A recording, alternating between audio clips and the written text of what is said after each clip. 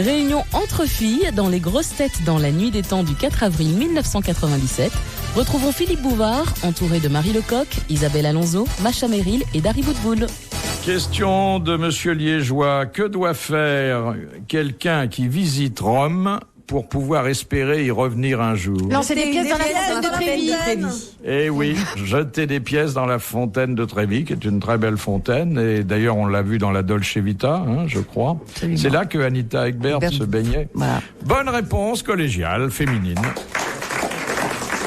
Vous l'avez déjà fait, ça? Il ne faut pas lutter contre les traditions. Mais alors, qu'est-ce qui ratisse le soir? Parce qu'il doit y en avoir. Moi, j'ai jamais lancé des pièces. Moi, ma formation professionnelle me conduit plutôt à aller gratter le fond quand il y a personne, évidemment. Je crois qu'il y a des préposés qui ramassent, parce que sinon, il y en aurait pas. Et comment? Est-ce que vous saviez que toutes les fontaines de Rome appartiennent au Vatican? Il n'y a pas que les fontaines. Donc, tu veux dire que les bordels aussi?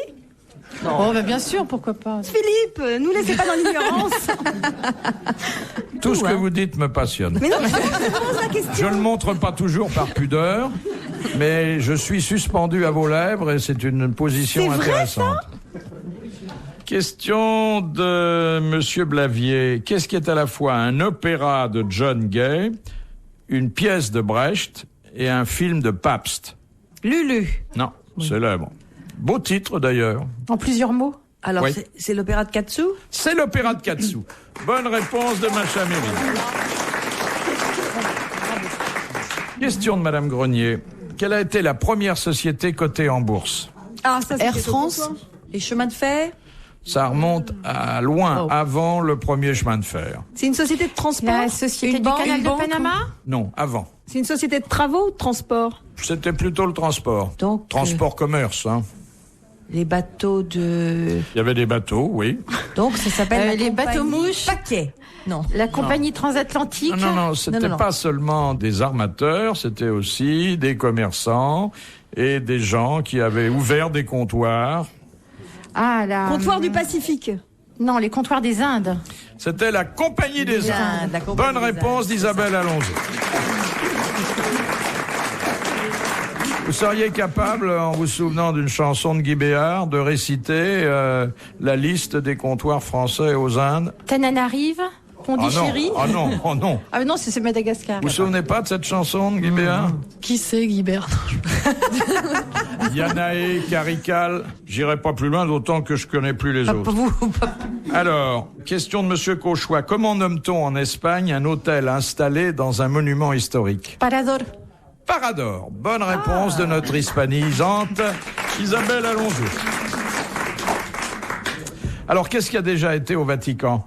Vous? Oui. Autant l'Espagne colle à la peau d'Isabelle Alonso, autant vous, c'est l'Italie. Absolument, oui. Quelles sont, demande Monsieur Chauveau, quelles sont les particularités que doit posséder un garde pontifical? Il faut que le jaune et blanc lui aille bien au teint. Non, il faut qu'il soit de famille aristocratique, pour commencer. Il faut qu'il mesure au moins 1m70. Les Suisses. Alors, au moins, non pas 1m70, mais... 1m72, 1m80. Non. 1m75. 1m75. Bon. Comme les mannequins. Il faut qu'il soit de religion catholique. Oui, et de préférence, on lui demande, parce que ça, c'est aussi une garantie, d'avoir une... Femme. Non. D'avoir d'être circoncis. Non. Ah ben moi je me renseigne, j'en sais rien, jamais postulé. Je ne sais pas, alors j'explore le terrain. Il faut avoir un curé dans sa famille ou une bonne sœur. C'est ça, être fils de curé. Oui. Il faut... Non.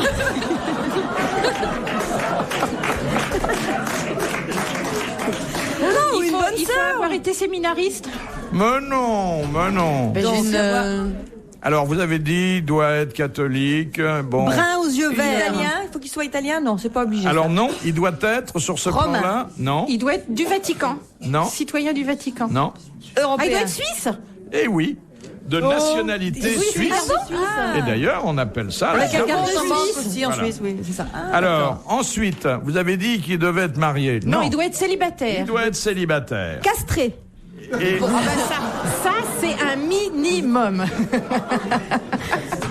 Et bien que célibataire, il doit être d'une irréprochable. D'une vertu irréprochable. Exactement. Et ben donc, Et alors comment on vérifie? Eh ben, il y a des détecteurs d'érection comme dans les collèges anglais du 19e siècle. Un détecteur d'érection. Eh oui. Mais il y a encore aujourd'hui... Maintenant, il doit y en avoir des électroniques qui font bip bip. Et là, faut y aller.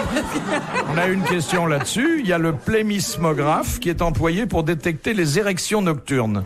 Si par exemple, comme vous êtes un peu fatigué de ce côté-là et que le graphique montre que tous les jours, à 2h du matin, vous êtes en état d'érection. Il y a une cloche qui réveille votre femme à ce moment-là? Oui, la cloche, c'est lui. On vous conseille de vous coucher plus tard. Profitez-en, ça durera pas.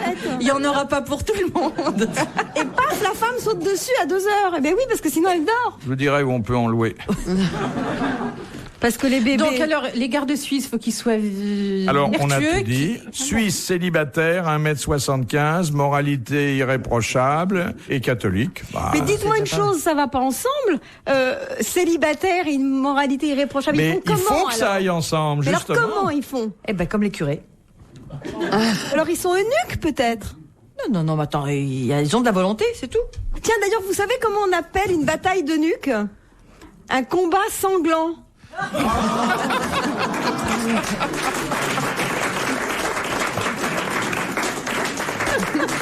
Et c'est ton fils qui te l'a raconté, ça? Pas du tout, c'est un auditeur des grosses têtes. Les gens s'aperçoivent que je raconte que des nuls, alors de temps en temps ils m'en envoient. Là, ça a très nettement remonté le niveau. C'est bien, hein? Les grosses têtes dans la nuit des temps sur RTL de 4h à 4h30. Question de Monsieur Bacon d'Auxy. Quels sont les pilotes d'avion qui n'atterrissent jamais? Les pilotes virtuels, ceux qui décollent jamais? Ceux d'Air Inter, ils sont jamais en l'air. Mais les pilotes automatiques, Non. Comment ça, ils atterrissent jamais, Philippe? Là, il y a un vis. Est-ce que c'est des êtres humains? Oui, tout à fait. Des êtres humains qui n'atterrissent pas. Et des pilotes dûment certifiés. Parce qu'ils sont au sol et ils commandent. Pilotes d'avion. Ceux qui ont des avions qui décollent pas, des avions qui roulent. Les instructeurs, ça s'appelle des voitures.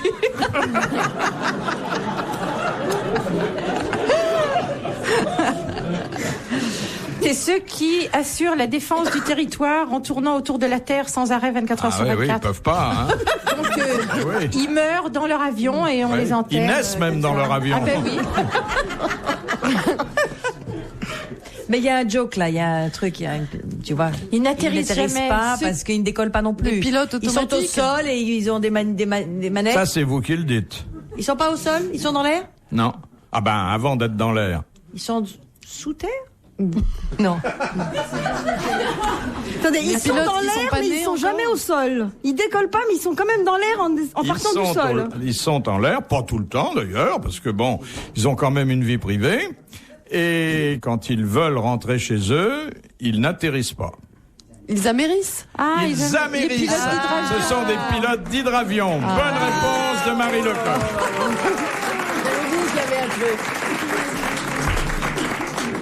Oui. Question de Monsieur Félix de Poitiers. Quel conseil la reine Victoria donna-t-elle à Napoléon III afin que l'impératrice Eugénie, sa femme et lui-même puissent enfin avoir un enfant? D'arrêter de faire du vélo ensemble. Oui, mais ça, vous savez que... Il y avait pensé. 1, le Napoléon III était d'un tempérament particulièrement ardent. 2, il était très amoureux d'Eugénie. Ça ne devait pas poser de problème de ce côté-là. Elle a donné un conseil, on pourrait dire un conseil de bonne femme, qui a été efficace puisque 2 mois après, l'impératrice était enceinte. De prendre un aide du camp vachement bien. Qu'elle mange ou qu'elle boive quelque chose? Non, pas du De tout. mettre les pieds en l'air, de faire la chandelle après pour que ça reste.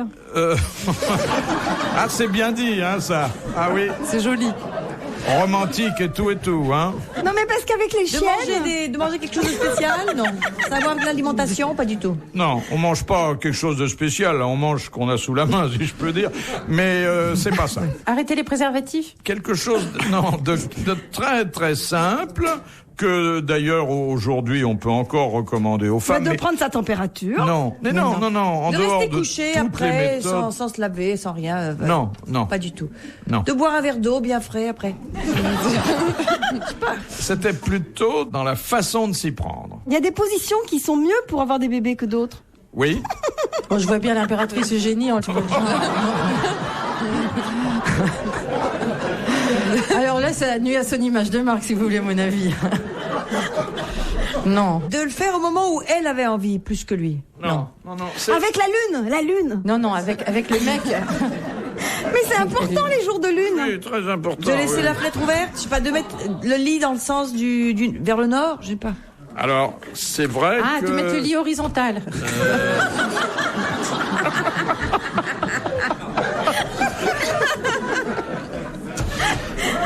Marie, dites quelque chose, là. Je sais pas. Vous avez bien votre recette personnelle, non? Non, j'ai pas essayé de faire des bébés encore. Donc le contraire de ce que tu fais. C'est peut-être ça. Qu'est-ce qu'elle peut bien avoir inventé? Elle lui a dit, il faut mettre... Du courage. Et un produit lubrifiant faut pas mettre particulier un produit? Non. Un entonnoir. Un doigt. Ah, l'entonnoir, maintenant. Ah oui. Bon, récapitulons. On Ça la ne se gave, mange pas. l'impératrice?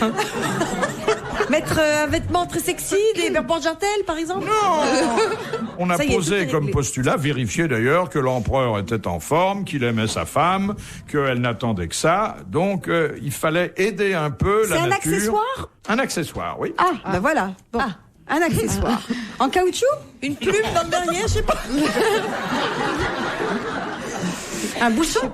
Alors, c'est un accessoire dont la femme, elle, utilise. C'est pour elle ou pour lui? C'était pour la femme. On va y arriver, faut être logique. Alors,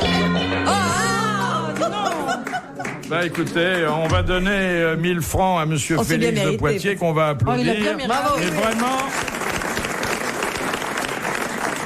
je ne pensais pas qu'on en arriverait à cette extrémité, car c'était tellement simple ce que la brave reine Victoria avait dit à l'empereur Oui, Napoléon surtout que c'était pas une III. rigolote, ça doit pas être bien Pas fait, du méchant. tout, elle lui avait dit « Mettez donc un coussin sous les reins de l'impératrice Ah bah, et ça marche, non mais la reine Victoria, Il y a eu- c'est comme il y ça avait qu'elle d'ailleurs faisait, une elle. célèbre chanson, les jeunes filles qui vont à la messe et qui mettent un coussin sous leurs genoux, feraient mieux de le mettre sous leurs fesses pour pouvoir mieux tirer leur cou. Vous connaissez pas? Philippe Bouvard sur RTL, 4h, 4h30, les grosses têtes dans la nuit des temps. L'amour et le sexe au menu des grosses têtes dans la nuit des temps, spéciale fille du 4 avril 1997. Autour de Philippe Bouvard, Marie Lecoq, Isabelle Alonso, Macha Merrill et Dari Boudboul. C'est intéressant de savoir, dans le fond, ce Comment qui est-ce qu'on fait pratique le- céder une femme. Hein. Oh bah, tous les séducteurs le savent. Moi, je ne sais Il suffit de demander suffisamment longtemps, non? C'est ça, oui. Il faut me faire le coup du grand amour, sinon ça Le marche type vous envoie un bouquet de fleurs, vous en foutez, 2 bouquets de fleurs, bof. Au bout de 15 bouquets de fleurs, vous commencez à dire, putain, le mec, il y tient, quoi. Et même dépense, si hein. vous dites qu'après les fleurs, il y a la tige. Philippe, franchement. Pardon, j'aurais pas dû. J'ai connu un mec dans le temps, c'était son truc, le coussin. Il prenait des airs comme ça, vachement. Le mec qui a fait le Kama Sutra dans tous les sens et tout. Il dit, attends, je vais te faire un truc. Tu te disais, ça y est, je vais découvrir quelque chose. Et il sortait son coussin. C'était un, Enfin, je vous raconte des trucs. c'était ça un vous regarde pragmatique, il était soucieux de votre confort, c'était pas un Peut-être méchant du sien, oui, bonhomme. peut-être Ah du non, sien. c'était vachement, pour lui, c'était le comble de l'érotisme. Le coussin. Ouais, c'était un Australien, tiens, ça va le rappeler des souvenirs aux filles qui écoutent. Et alors, je sais pas, il avait peut-être trop été avec des kangourous, je sais pas. Le comble du raffinement, pour lui, c'était le coussin. Apparemment, pour vous avoir chaviré, il vous a sorti autre chose que son devait être pas coussin. mal, hein. Ben, c'est-à-dire que c'est un garçon qui était pas mal de sa personne, faut reconnaître, qui était extraordinairement disponible et qui avait cette façon d'insister qui fait qu'au bout d'un moment, on finit par dire oui, quoi. Par lassitude. Non, parce qu'on se dit pourquoi pas, il est gentil, il est sympa, il est mignon, puis elles l'ont tout essayé, elles ont dit que c'était pas mal. Voyons voir. C'est d'une tristesse que tu racontes. Pourquoi? Parce que pour moi, ça peut pas être comme ça. Mais non, c'est forcément un blond qu'on rencontre par hasard. Et vous, qu'est-ce qui vous fait chavirer, Marie? J'aime bien les mecs un petit peu timides. Ah qui oui. rougissent un petit peu comme ça de temps en temps. Et crac, elle en fait une bouchée après. J'aime bien ça. Pas trop timide quand Non, même. pas trop timide quand Oui. même. Mais qui sont un celui petit qui peu- attend combien 1 heure, un soir, une semaine? Ça peut être plusieurs mois. hein. Oh, mais Ah même oui. plusieurs années. Non, quoi qu'il y a un moment où on sait que ça se fera plus. Vous savez, le genre amoureux transi, qui reste oui, il faut transi pas 5 ans y- plus tard, on se dit, bon, ça se fera pas. Il faut mais pas ça se fera devenir quand même. copain, quoi, parce qu'après c'est fini. Ah oui. Ah oui, c'est dur Il faut après. qu'il y ait le jeu de la séduction comme ça, qui reste là. Alors il rougit, il s'assoit là avec le bout des fesses sur le canapé. Sur un coussin. Oui. Et puis quoi, il bave un peu. Déjà sur le canapé, c'est déjà très avancé. Hein. Bah quand même, non. Il va pas s'asseoir par Mais alors dans ce cas-là, est-ce que la femme ne doit pas prendre l'initiative? Je commence à m'y mettre. Ah bon? À prendre des initiatives. On arrive au bon moment.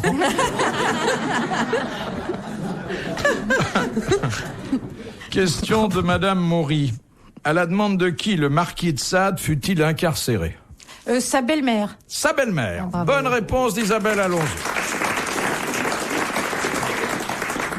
Une question de Monsieur Sénac, de Chantilly. Question un peu littéraire. Alors attention.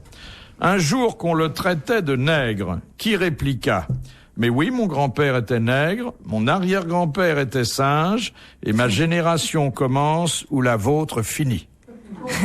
C'est formidable. Oui. Alexandre Dumas. C'est Alexandre Dumas. Bravo. Bonne réponse d'Isabelle Alonso. Alors, il y avait eu un petit croisement. Bon, il avait la peau un peu sombre, mais il s'est, paraît-il, éclairci au fur et à mesure qu'il vieillissait. Et il travaillait d'ailleurs avec un nègre qui se nommait Auguste Maquet. Dernière citation de Madame Chevalet, qui a dit, et ça c'est assez beau, assez littéraire, mais je fais confiance à votre érudition, qui a dit: les femmes extrêmement belles étonnent moins le second jour. Ça, c'est vrai. Oh, ça, c'est vrai. Pareil Ça, pour c'est les vrai. hommes extrêmement beaux. Oui, oui. c'est joli. Et pareil ça. pour la laideur. Oui. Le côté physique s'estompe rapidement. Oui. Et c'est vrai que la laideur, un monstre, au bout de 2 jours, on le voit plus du tout monstre. Non, un type très laid. Bah, je viendrai le lendemain. C'est vrai qu'un type très laid qui a beaucoup de charme et qui a plein d'autres qualités, au bout de la première fois qu'on le rencontre, on dit mon Dieu, mais que cet homme est laid. Et en fait, après, quand on lui trouve plein d'autres qualités, on le trouve presque beau même. On peut arriver à trouver la laideur belle. C'était beau ce que je viens de dire, non? C'était super. Voilà. C'est vrai que ça va redonner espoir à beaucoup d'entre nous. Alors, c'est un homme du 19e siècle. Non, c'est un contemporain, si, du 19e, vous avez tout à fait raison. Mais il a connu Napoléon, et d'ailleurs, il a eu au bout d'un moment de mauvais rapports avec lui. C'est un grand écrivain, aujourd'hui encore, c'est le styliste qu'on donne le plus souvent en exemple aux romanciers. Flaubert, Chateaubriand. Non. Stendhal. C'est Stendhal. Bonne réponse de Dari Boudboul. Bravo, merci, à la prochaine. Philippe Bouvard sur RTL, 4h, 4h30, les grosses têtes dans la nuit des temps.